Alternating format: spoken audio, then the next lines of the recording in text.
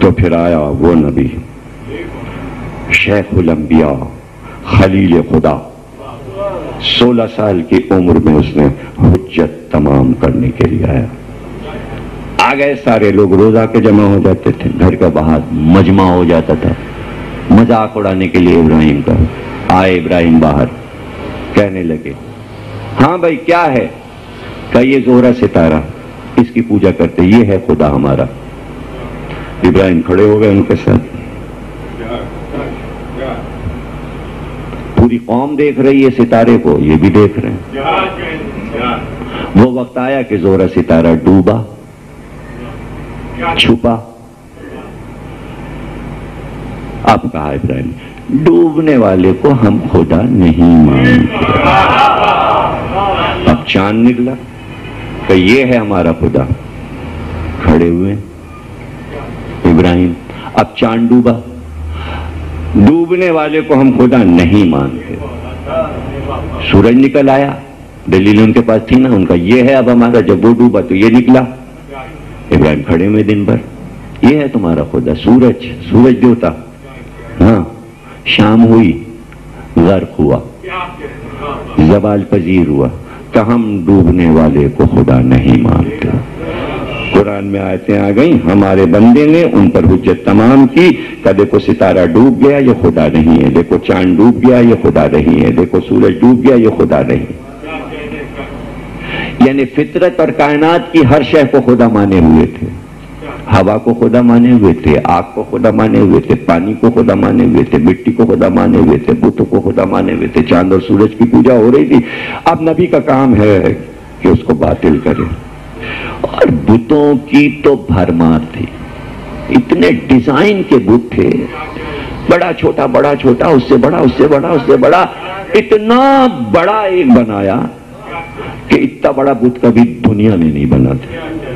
وہ اس کو بیچ میں اٹھایا ہوا تھا، رحیم شہیم ہیبت تاری، جو بھی جائے اس کو دیکھے ڈر جائے، خوف زدہ ہو، اور اس کے چاروں طرف چھوٹے چھوٹے چھوٹے چھوٹے دربار لگا ہوا، بڑے صاحب بیچ میں اور چھوٹے صاحب ادھر ادھر، اور پورا بت کدا سجا ہوا تھا۔ سالانہ میلہ ہوتا تھا،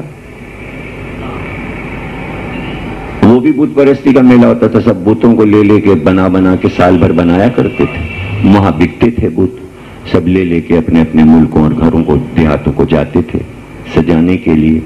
وہ سارے لوگ وہاں میلے میں لگے ہوئے تھے، ناچ گانے میں، پورا بت کدا خالی پڑا تھا۔ ابراہیم آئے، سب کو دیکھا، ادھر دیکھا، بڑے میاں کو دیکھا، سب کو دیکھا۔ اب کلہاڑا لے کے ایک ساتھ سب کو توڑنا شروع کیا، ٹکڑے ٹکڑے ٹکڑے ٹکڑے ٹکڑے ٹکڑے، جتنے بت تھے سب کو توڑ کے چکنا چور کر دیا، کلہاڑے میں باندھی رسی اور بڑے والے بت کے گلے میں لٹکا دیا۔ اس کے بعد باہر آ گیا۔ اب جب سب واپس آئے میلے سے، پرنام کرنے بتوں کو، سر جھکانے، سیس نوانے، سیندور لگانے، تلک لگانے، پھول چڑھانے۔ آپ کو پتہ نہیں، آپ کبھی مندر میں گئے نہیں کہ وہاں کیا کیا ہوتا ہے، گھنٹیاں بھی بجتی ہیں، جانے کیا کیا ہوتا ہے، پرساد چڑھاتے ہیں۔ آپ لوگ تو کبھی گئے نہیں، خدا آپ کو نہ لے جائے، کیوں لے جائے، آپ کو بت پرست ہے کہ مندر میں جائیں۔ بہرحال ابراہیم تو گئے تھے، وہاں ان کا کام تھا اس لیے گئے تھے۔ وہ آئے، ان کے سب چکنا چور، ٹکڑے ٹکڑے ٹکڑے پڑے، اور جو بڑے میاں بیٹھے ہوئے گلے میں کڑھاڑی لٹکائے ہوئے، یہ کس نے کیا، یہ کس نے کیا، کس نے، ارے یہ کس نے کیا، یہ کس نے بے ادبی کی، ارے یہ وہی لڑکا ہے، وہ جوان، وہی ہے تارخ کا بیٹا، پکڑو کدھر ہے، اس کو پکڑ کے لاؤ۔ اس کے علاوہ اور کوئی یہ کام نہیں کر سکتا جو حجتیں تمام کرتا ہے، ستارہ خدا نہیں، چاند خدا نہیں، سورج خدا، یہ وہی ہے جو خداؤں کے خلاف بولتا ہے۔ پکڑ کے لے آئے سارے لوگ، مندر میں لے آئے حضرت ابراہیم، تم نے توڑے ہیں یہ سارے بت؟ کہنے ہم نے نہیں توڑے۔ حضرت ابراہیم نے کہا ہم نے نہیں توڑے، اسے پوچھ لو نا بڑے بت سے، یہ بتا دے گا کس نے توڑے، اور مجھے تو یہ لگتا ہے اسی نے توڑے، اس کے گلے میں کلہاڑی لٹکی ہوئی ہے، جس کے گلے میں لٹکی ہو، گلے میں جس کے گھنٹی لٹکی ہو، وہ یہ گرو گھنٹال؟ مجھے تو لگتا ہے اسی نے توڑے اور توڑ کے سب کو کر کے اور آ کے بیٹھ گیا چپ چاپ یہاں. کلاڑی اس کے پاس ہے. اب وہ حجت تمام کرنی ہے. 1,24,000 مانے چلے جا رہے ہیں، مانے چلے جا رہے ہیں، مانے. حجت تمام نہیں ہوئی تھی، حجت اب تمام ہو رہی ہے. بولتا نہیں، روکتا نہیں، ٹوکتا نہیں، بولتا ہی نہیں بدھ. ابراہیم نے کہا یہ اٹھا ہے اپنی جگہ سے اور اسی نے توڑا، پھر یہاں آ کے بیٹھ گیا. ان کا کہیں بدھ بھی چلتا ہے، بدھ بھی اٹھتا ہے، وہ ہاتھ اٹھا بھی سکتا ہے، وہ یہ کام کر بھی سکتا ہے. کہ جب کچھ بھی نہیں کر سکتا پھر کیوں مان رہے ہو؟ جب کچھ نہیں کر سکتا تو پھر کیوں مان رہے ہو؟ اب حجت تمام ہوئی. جب حجت تمام ہو جاتی ہے کافر پر تو اس کے پاس جواب نہیں ہوتا. جواب اس کے پاس ایک ہی ہوتا ہے، اس کی آواز بند کر دو، اس کو ختم کر دو. تب چونکہ حجت نہیں تھی، جواب دے نہیں سکتے تھے، کہ ابراہیم کو آگ میں جھونک دو، جلا کے خاک کر دو اس جوان کو. شکایت ہو گئی نمرود سے کہ یہ کیا ہے اس نے ابراہیم نے. کہ جلاؤ آگ اور اس کو پھینک دو، لاؤ دربار میں، اس کو خدا کے سامنے لاؤ. اب خدا کے سامنے حاضری تھی. ابھی تک بتوں کا مسئلہ تھا، خدا تو نمرود صاحب خود بنے بیٹھے ہوئے تھے، وہ بتوں کو مقرر کرتے تھے.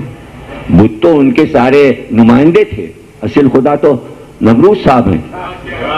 اب پیشی ہوگی ابراہیم کی بڑے خدا کے سامنے جو اصل خدا ہے.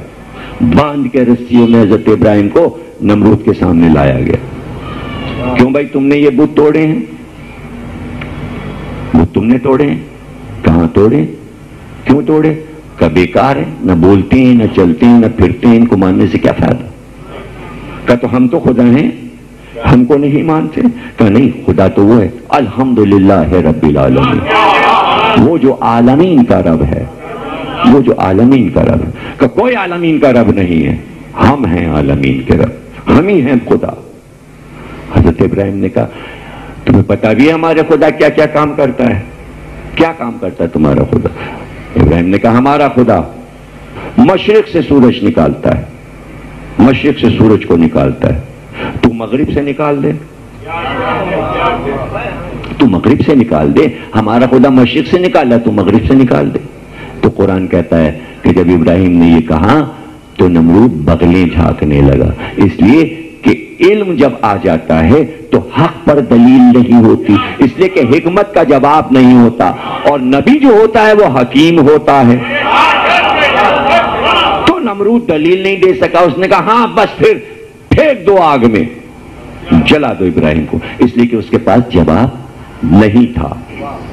اب جواب تو تھا نہیں، لیکن ابراہیم نے حجت تمام کر دی کہ بھائی سورج نکالنا ہمارے رب کا کام ہے، اے دنیا کے انسانوں سمجھو.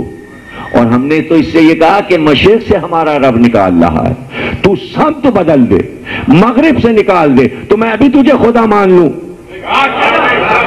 اب چونکہ ابراہیم کی زبان سے اللہ کو منوانے کے لیے یہ بات نکل گئی تھی، نبی جھوٹ نہیں بولتا، نبی جو بول دے وہ سچ بن جاتا ہے. چونکہ کہا تھا کہ مغرب سے نکل سکتا ہے، اس لیے علی نے پلٹا.